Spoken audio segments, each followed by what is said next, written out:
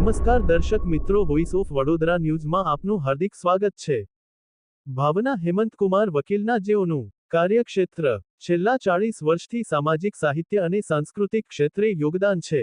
કાર્યક્ષેત્રની શરૂઆત અભિનયથી શરૂ કરી નાટકોમાં અભિનય કરી કેટલાક પારિતોષિકો મેળવ્યા, મુખ્યત્વે રાણીછાપનો રૂપિયો અલ્પવિરામ। લગ્ન બાદ લેખન સાથે સક્રિય 20 પુસ્તકો પ્રકાશિત છે।